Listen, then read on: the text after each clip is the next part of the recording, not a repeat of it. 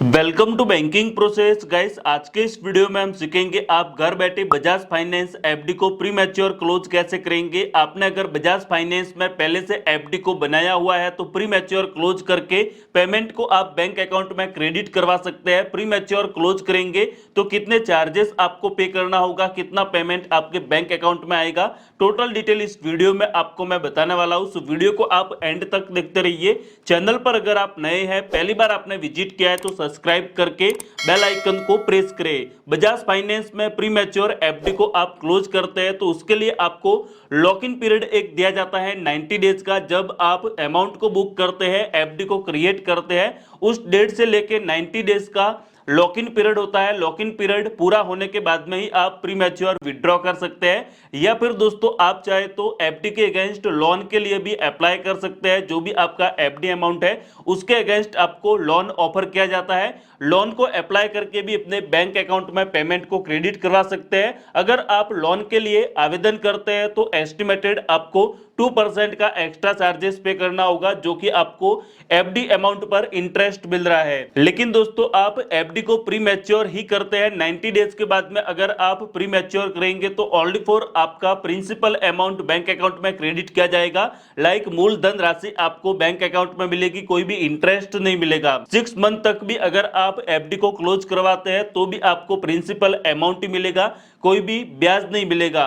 लेकिन दोस्तों 6 मंथ के बाद में आप अगर एफडी को क्लोज करते हैं तो 2% का ब्याज आपको कम दिया जाएगा। जो भी आपके एफडी अमाउंट पर ब्याज मिल रहा है 2% का ब्याज आपको कम मिल जाएगा। एफडी अकाउंट को क्लोज करने के लिए आपको सिंपली गूगल क्रोम को ओपन करना है। bajajfinserv.in पर आप विजिट करेंगे। यहाँ पर दोस्तों sign in to Bajaj Finserv इस तरह का इंटरफेस अवेलेबल हो जाएगा। जो भी आपके एफडी अकाउंट से लिंकेड मोबाइल नंबर है वो आप एंटर करके कंसेंट को राइट करेंगे।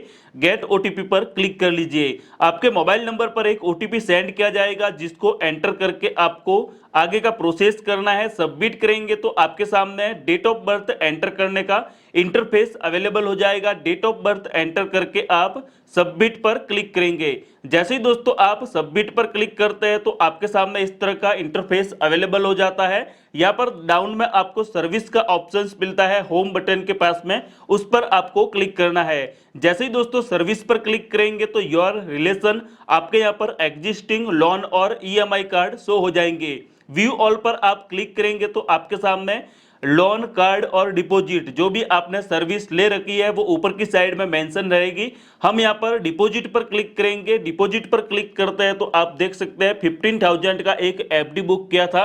तो सिंपली हमें एक एरो दिखाई दे रहा है, इस पर क्लिक करना है। जैसे ही इस पर क्लिक करते हैं तो एफडी का जो अकाउंट है वो हमारे सामने पूरा ओपन हो जाता है। मैच्योरिटी अमाउंट कितना रहेगा, रेट ऑफ इंटरेस्ट कितना हमें दिया जा रहा था, मैच्योरिटी की डेट क्या है, एफडी अमाउंट क्या है, और दोस्तों हम एफडी को रिन्यू कर सकते हैं। View document, pre mature withdrawal, gate ए लोन अगेंस्ट एफडी, ये सभी सर्विस अवेलेबल होती है।